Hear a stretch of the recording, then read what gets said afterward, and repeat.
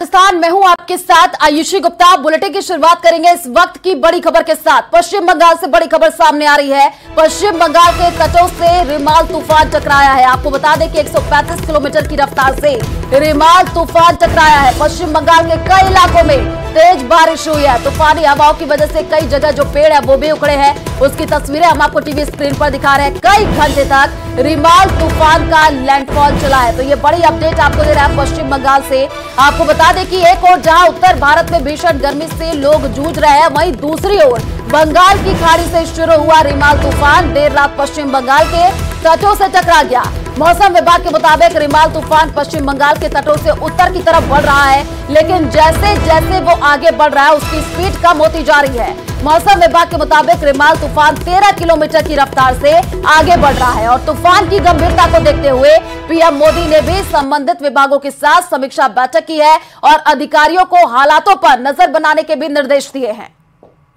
तो ये बड़ी जानकारी। पश्चिम बंगाल के कई इलाकों में तेज बारिश हुई है। तस्वीरें हम आपको टीवी स्क्रीन पर दिखा रहे हैं। देखिए, तूफानी हवाओं की वजह से कई जो पेड़ है वो भी उखड़े हुए हैं। पश्चिम बंगाल के तटों से जो ये रिमाल तूफान है वो टकराया है। दो तस्वीरें आपकी टीवी स्क्रीन पर है। पहली तस्वीर देखिए कैसे जो पेड़ है वो सड़कों पर गिरे हुए नजर आ रहे हैं। दूसरी तस्वीर जहां पर बारिश हो रही है, वाहन चालकों को भी काफी परेशानियों का सामना करना पड़ा।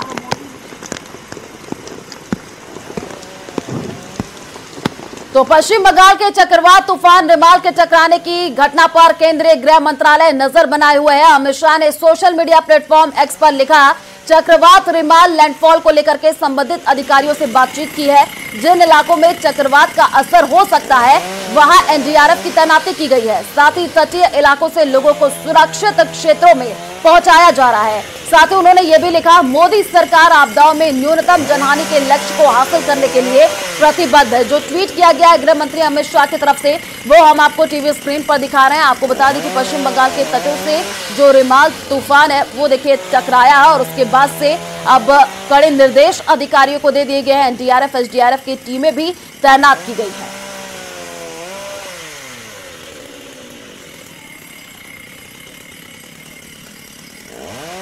और आपको हम कुछ तस्वीरें दिखा रहे हैं जो उस वक्त की हैं जब रिमाल तूफान का लैंडफॉल पश्चिम बंगाल के तटों पर शुरू हुआ था, जिसका असर पश्चिम बंगाल के कई इलाकों में दिखाई दिया। मौसम विभाग के मुताबिक इस दौरान करीब 80 से 100 किलोमीटर की रफ्तार से हवाएं चली है और तूफानी बारिश हुई है, जिसकी वजह से कई जगह पेड़ जो है वो उखड़ गए हैं। 3 तस्वीरें आपकी टीवी स्क्रीन पर है। कोलकाता की ये तस्वीर देखिए, तूफान की दस्तक की तस्वीर है। पूर्वी मेदिनीपुर की तस्वीर दिखा रहे हैं, अलीपुर की तस्वीर दिखा रहे हैं, जहां पर तूफान की वजह से कई जगहों पर पेड़ पौधे भी गिर गए। डीआरएफ एसडीआरएफ की टीम आपको नजर आ रही है। सड़कों पर वाहन चालकों को भी काफी परेशानी हुई क्योंकि पेड़ गिरे हुए थे। सिचुएशन तो देखिए, कुछ कुछ जगह पे जो है हमें मिल रहा है कि कुछ कुछ जगह पे ट्री अपरूटिंग हुआ है। तो जहाँ जहाँ पे ट्री अपरूटिंग हुआ है वहाँ पे हम लोगों का कोलकाता म्यूनिसिपैलिटी का टीम, कोलकाता पुलिस का, डिजास्टर मैनेजमेंट का टीम वो आके काम कर रहा है। जल्द से जल्द ये जो ट्रीज जो अपरूटेड हुआ है उनको काट के उनको साइड किया जाएगा ताकि रास्ता खोल सके। अभी ये साइक्लोन को लेके स्पेशल यूनिफाइड कंट्रोल रूम पूरा रात मॉनिटर कर रहा है। म्यूनिसिपैलिटी का control room that is also being open for the entire time duration of the cyclone. और टोटल सिचुएशन का मिनट टू मिनट जो सीनियर ऑफिसर है उनका सुपरविजन में पूरा काम चल रहा है। और चलिए रुक करते हैं अगली खबर की ओर। दिल्ली में अगले 3 दिनों तक भीषण गर्मी और गर्म हवाओं का सिलसिला जारी रहेगा। मौसम विभाग ने अगले 3 दिनों के लिए गर्मी का रेड अलर्ट जारी किया है। मौसम विभाग का अनुमान है कि आज दिल्ली का तापमान 46 डिग्री सेल्सियस को पार कर सकता है, जिसको देखते हुए लोगों को बचाव करने और बेहद जरूरी होने पर ही बाहर निकलने की सलाह दी गई है। रविवार को दिल्ली के मुंगेशपुर इलाके में तापमान 48.3 डिग्री दर्ज किया गया था। तो लगातार देखिए गर्मी का सितम जारी है और अगले 3 दिन तक भीषण गर्मी और भी ज्यादा पड़ेगी। इसलिए आप सभी को सुरक्षित रहने की जरूरत है। जरूरी काम हो तभी घर से बाहर निकलिए।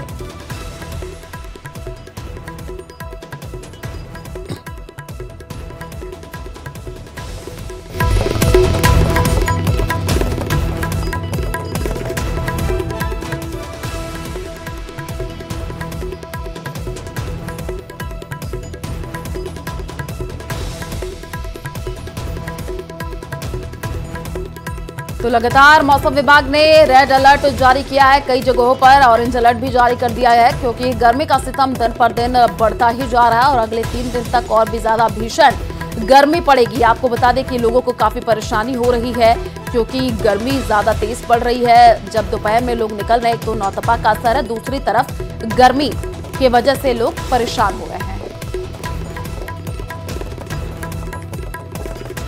और चलिए रुक करते हैं अगली खबर की ओर। भीषण गर्मी के बीच सियासी पारा भी हाई है। वहीं लोकसभा के परिणाम से पहले एक बार फिर विपक्ष ने ईवीएम पर सवाल उठाना शुरू कर दिया है। पूर्व केंद्रीय मंत्री कपिल सिब्बल का यह दावा है कि दुनिया की ऐसी कोई मशीन नहीं है जिससे छेड़छाड़ नहीं हो सकती है। कांग्रेस सिब्बल के इस दावे का समर्थन कर रही है, तो दूसरी तरफ बीजेपी ने ईवीएम पर उठ रहे सवाल को दुर्भाग्यपूर्ण बताया है। देखिए रिपोर्ट। दुनिया में कोई ऐसी मशीन नहीं है that cannot be tampered. कि ईवीएम पे भरोसा नहीं किया जा सकता है। क्या ये लोकतांत्रिक प्रक्रिया में दखलंदाज नहीं कर रहे? लोकसभा चुनाव में 7वें चरण की वोटिंग से पहले ईवीएम पर एक बार फिर विवाद शुरू हो गया है। 4 जून को जनादेश सामने आने वाला है, लेकिन विपक्ष ने अभी से ईवीएम को कोसना शुरू कर दिया है। पूर्व केंद्रीय मंत्री और वर्तमान राज्यसभा सांसद कपिल सिब्बल का आरोप है कि दुनिया में कोई भी ऐसी मशीन नहीं है जिसके साथ छेड़छाड़ नहीं की जा सकती। सिब्बल का दावा है कि हर मशीन के साथ छेड़छाड़ हो सकती है। Lot of people who are saying that these machines are possibly tampered, right? So we want to make sure that there is no possibility of tampering. That's all, nothing more than that. We are not saying that they are tampered. We are not saying that they are not tampered. Look, any machine can be tampered. ये तो है नहीं, दुनिया में कोई ऐसी machine नहीं है that cannot be tampered. पूर्व केंद्रीय मंत्री कपिल सिब्बल के इस बयान के बाद ईवीएम की विश्वसनीयता को लेकर एक बार फिर सवाल खड़े किए जा रहे हैं। कांग्रेस नेता राशिद अल्वी का कहना है कि ईवीएम के साथ छेड़छाड़ हो सकती है। वहीं बीजेपी कांग्रेस और कपिल सिब्बल के आरोपों को सिरे से खारिज करती नजर आ रही है। मेरा मानना है कि देश के अंदर चुनाव बैलेट पेपर से होना चाहिए। ईवीएम नाकाबिले भरोसा है, टेम्पर्ड किया जा सकता है, उसकी बहुत सारी मिसालें मौजूद हैं। ईवीएम के जरिए दुनिया के अंदर कहीं चुनाव नहीं होता, ना अमेरिका के अंदर होता है, ना इंग्लैंड में होता है, ना जापान में होता है। हिंदुस्तान के अंदर ईवीएम से होता है और इसका हमको बहुत तल्ख तजर्बा है। चुनाव के चलते ईवीएम के ऊपर में प्रश्न उठाते जाते हैं। ये कहना कि हम प्रश्न नहीं उठा रहे लेकिन मशीन में गड़बड़ हो सकती है, ये तो प्रश्न उठाना ही है। यही नेता कोर्ट के सामने भी जाते हैं, कोर्ट ने आज तक इन बातों को स्वीकारा नहीं। यही नेता ईवीएम के माध्यम से जो चुनाव होते हैं उससे चुने जाते, जीतते भी हैं, तब ईवीएम को गलत नहीं मानते। तो इस प्रकार के प्रश्न उठाकर चाहे इस रूप से या दूसरे रूप से, क्या ये लोकतांत्रिक प्रक्रिया में दखलंदाज नहीं कर रहे? ईवीएम की विश्वसनीयता पर सवाल खड़े करने का ये पहला मामला नहीं है। इससे पहले भी विपक्ष कई बार ईवीएम को कटघरे में खड़ा कर चुका है और सुप्रीम कोर्ट तक का दरवाजा खटखटा चुका है।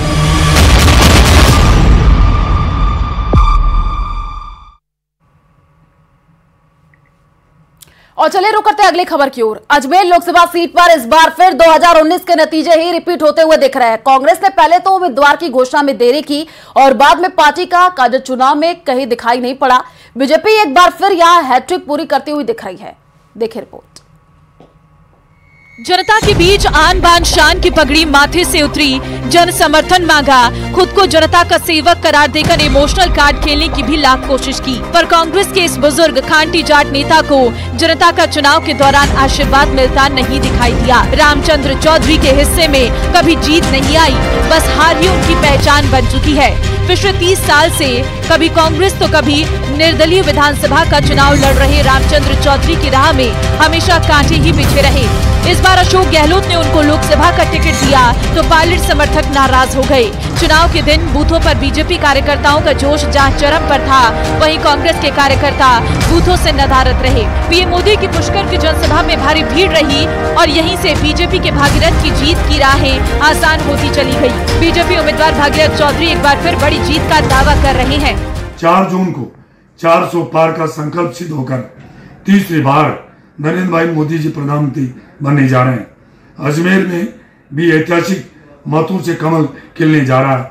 बीजेपी उम्मीदवार भागीरथ चौधरी ने 2019 के लोकसभा चुनाव में कांग्रेस के रिजू झुनझुनवाला को 4,16,424 वोटों के अंतर से हराया था। 2019 के मुकाबले इस बार मतदान में करीब 8% की गिरावट आई है। अब आपको बताते हैं कि इस विधानसभा सीट पर कितनी फीसदी मतदान हुआ है। विधानसभा सीट अजमेर नॉर्थ की बात करें तो वासुदेव देवनानी यहां से विधायक हैं और यहां पर मत प्रतिशत रहा 63.84%। अजमेर साउथ की बात करें तो विधायक अनीता बघेल हैं और मत प्रतिशत 63.22% रहा। नसीराबाद में राम स्वरूप लांबा है और मत प्रतिशत यहाँ का 60.05% है। दूदू से विधायक प्रेमचंद भैरवा हैं और यहाँ पर मत प्रतिशत 54.29 है। केकड़ी की बात करें तो शत्रुघ्न गौतम विधायक हैं और यहाँ पर मत प्रतिशत 58.80 रहा। मसूदा से वीरेंद्र सिंह कानावत और यहाँ मत प्रतिशत 58.72 रहा। पुष्कर की बात करें तो सुरेश सिंह रावत यहाँ पर विधायक हैं और 60.18 यहाँ पर मत प्रतिशत है। किशनगढ़ की बात करें तो डॉक्टर विकास चौधरी यहाँ से विधायक हैं और मत प्रतिशत की बात करें तो 59.58 रहा। अजमेर लोकसभा क्षेत्र में विधानसभा चुनाव के दौरान बीजेपी का दबदबा रहा। इस लोकसभा क्षेत्र की 8 में से 7 सीटें बीजेपी ने जीती है। कांग्रेस के खाते में सिर्फ 1 सीट किशनगढ़ की आई। चुनाव प्रचार के दौरान सचिन पायलट की कमी अजमेर लोकसभा सीट पर साफ तौर पर महसूस हुई। पायलट 2009 में यहाँ से चुनाव जीतकर केंद्र में मंत्री बने थे। कई वरिष्ठ नेताओं ने रामचंद्र चौधरी के समर्थन में पायलट को बुलाने की भी कोशिश की, पर रामचंद्र चौधरी और पायलट के बीच पुरानी अदावतें ही इतनी थी कि पायलट ने अजमेर का रुख करना मुनासिब नहीं समझा। जाहिर है पायलट आते तो गुजरों का एक मुश्त वोट रामचंद्र चौधरी को मिल सकता था। फिर भी अजमेर रामचंद्र चौधरी का दावा है कि वो इस बार चुनाव जीतेंगे। मैं उम्मीद करता हूँ कम से कम 1 लाख मतों से कांग्रेस पार्टी अजमेर जिले में विजयी होगी। 4 जून को बीजेपी का जाना देश से निश्चित हो चुका है। आने वाली सरकार दिल्ली में कांग्रेस पार्टी समर्थित बनेगी और आम जनता का भला करेगी। बहरहाल अजमेर सीट भाजपा का गढ़ बन गई है। पार्टी के पास मजबूत संगठन है और कद्दावर नेताओं की बड़ी पहुंच। वहीं कांग्रेस का संगठन पूरे चुनाव में कहीं नजर नहीं आया। एक तरफ उम्रदराज उम्मीदवार तो दूसरी तरफ संगठन की निष्क्रियता। अजमेर में बीजेपी के मुकाबले कांग्रेस पार्टी चुनाव के दौरान ज्यादा मेहनत करती दिखाई नहीं पड़ी। नेता सिर्फ जातीय समीकरणों के सहारे चुनावी वैतरणी पार करने के दावे करते रहे, मगर धरातल पर हकीकत कुछ और ही नजर आई। ऐसे में कोई चमत्कार भी रामचंद्र चौधरी को चुनाव जिता दे, ऐसा फिलहाल दिखाई नहीं पड़ रहा। कैमरा पर्सन शेर सिंह के साथ बाबूलाल धायल, न्यूज़ 18 जयपुर। और लोकसभा चुनाव से जुड़ी हुई बड़ी खबर सामने आ रही है। हरियाणा में समीक्षा करेंगे सतीश पुनिया। आपको बता दें कि पंचकुला में लोकसभा चुनाव की समीक्षा करेंगे और पंचकुला में सभी 10 सीटों पर आकलन करेंगे। हरियाणा के सीएम नायब सिंह सैनी भी मौजूद रहेंगे। पूर्व सीएम मनोहर लाल खट्टर समेत कई नेता मौजूद रहेंगे और पुनिया को सभी 10 सीटों पर जीत की उम्मीद है और उसी को लेकर के समीक्षा की जाएगी। तो इस वक्त की ये बड़ी जानकारी आपको दे रहा है। पंचकुला में लोकसभा चुनाव की समीक्षा होनी है। पंचकुला में सभी 10 सीटों का आकलन होगा। आपको बता दें कि हरियाणा के सीएम नायब सिंह सैनी जो है वो मौजूद रहेंगे। तो ये बड़ी जानकारी आपको दे रहे हैं लोकसभा चुनाव से जुड़ी हुई। हरियाणा में आपको बता दें कि सतीश पुनिया जो है वो समीक्षा करेंगे। और बड़ी खबर सामने आ रही है। 24 के चुनाव में आखिरी चरण से पहले प्रधानमंत्री नरेंद्र मोदी ने विपक्ष के इंडी गठबंधन पर हमले बहुत तेज कर दिए हैं। कल उत्तर प्रदेश के देवरिया में प्रधानमंत्री नरेंद्र मोदी ने डिफेंस सेक्टर को लेकर के कांग्रेस पर तीखा हमला किया। पीएम ने यह आरोप लगाया कि कांग्रेस और उसके सहयोगी नहीं चाहते कि भारत रक्षा के क्षेत्र में आत्मनिर्भर बने। भारत से ब्रह्मोस खरीदना चाहते थे दुनिया के कई देश। कांग्रेस सरकार ने उनके सामने भी रोड़े अटकाए। आप जानते हैं क्यों? ये इंडी वाले चाहते हैं भारत रक्षा क्षेत्र में न आत्मनिर्भर बने और न ही भारत में हथियार एक्सपोर्ट करने की क्षमता पैदा हो। ये इंडी वाले चाहते हैं विदेशी हथियारों की डील होती रहे, इनकी दलाली आती रहे। और चलिए रुक करते हैं अगली खबर की ओर। दिल्ली के बेबी केयर की तस्वीरें जहन से जाने का नाम नहीं ले रही हैं। बेबी केयर सेंटर में अग्निकांड के बाद 7 नवजात की मौत हो गई। सफेद कफन में लपेट करके नन्हे जिस्मों को उनकी मां को सौंपा गया तो रूह थर्रा गई। अग्निकांड मामले में 2 लोगों को तो गिरफ्तार कर लिया गया है, लेकिन अब भी कई ऐसे कसूरवार हैं जो मासूमों की मौत के जिम्मेदार हैं।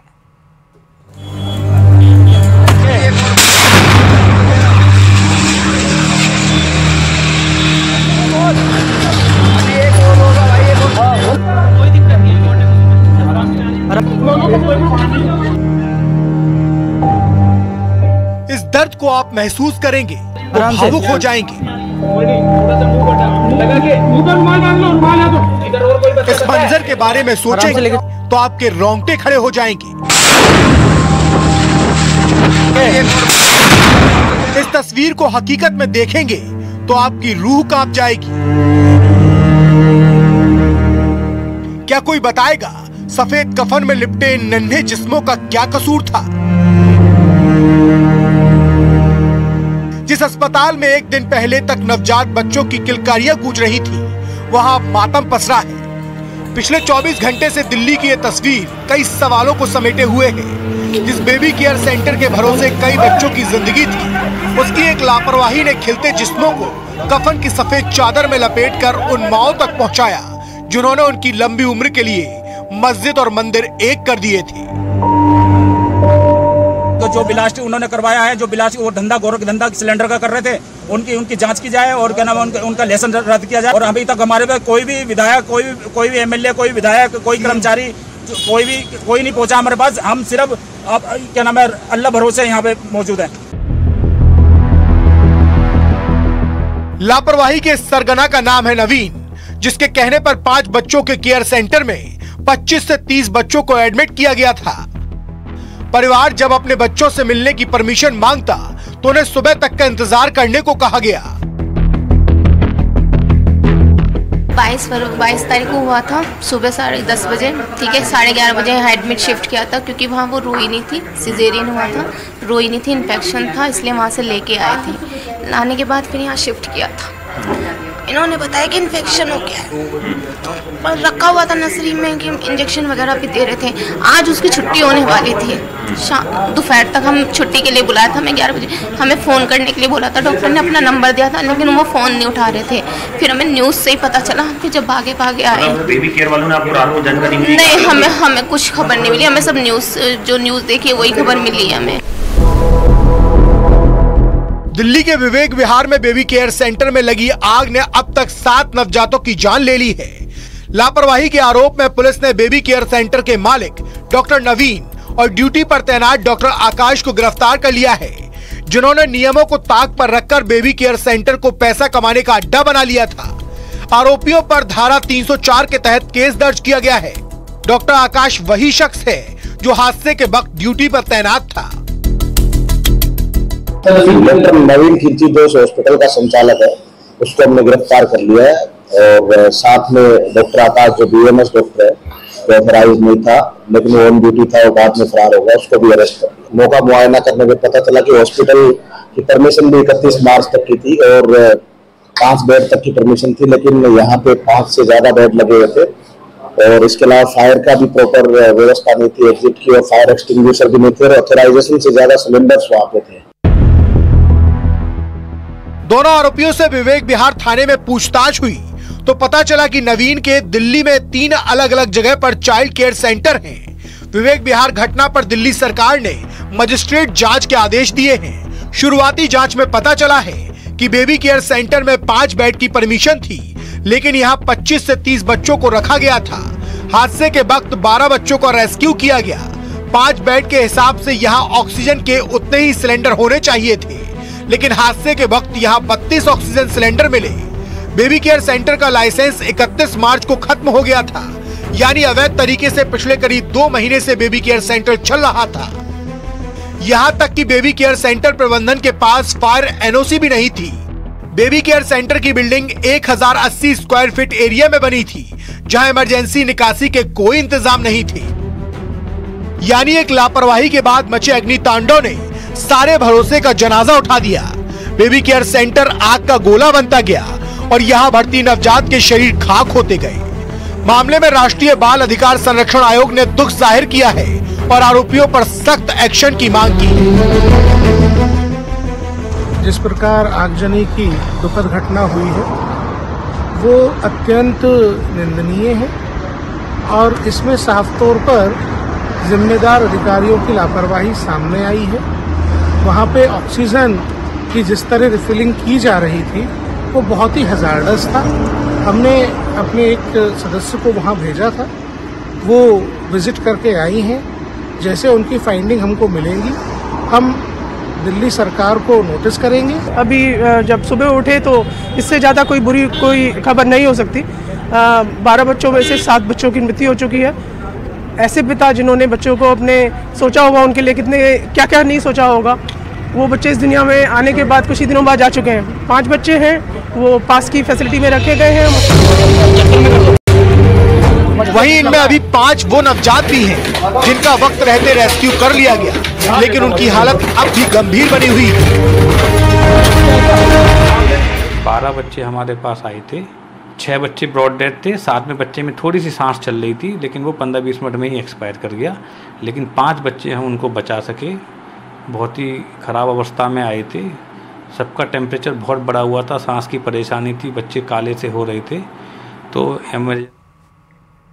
और चलिए रुक करते अगली खबर की ओर। न्यूज 18 पर बीजेपी राष्ट्रीय अध्यक्ष जेपी नड्डा ने इंटरव्यू को लेकर के लोकसभा अध्यक्ष ओम बिरला की भी प्रतिक्रिया आई और कांग्रेस की नीति और नियत पर बिरला ने सवाल उठाए। तो क्या कुछ कहा इंडिया गठबंधन को लेकर के, वो आपको सुनाते हैं।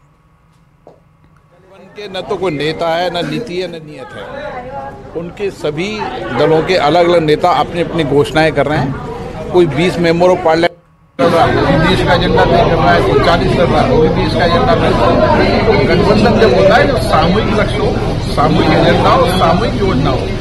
न तो उनका कोई गठबंधन दिखता है, और गठबंधन के साथ उनका एजेंडा दिखता है, न उनकी नीति नियत दिखती है, न उनका वो झूठे वादे, झूठी घोषणाएं, झूठी चर्चाएं, झूठी अफवाह फैलाकर चुनाव लड़ रही है। उनके पास कोई नीति नियत नहीं है। शुक्रिया। और चलिए फिलहाल इस बुलेटिन में इतना ही। बाकी खबरों के लिए आप देखते रहिए न्यूज 18 राजस्थान। नमस्कार।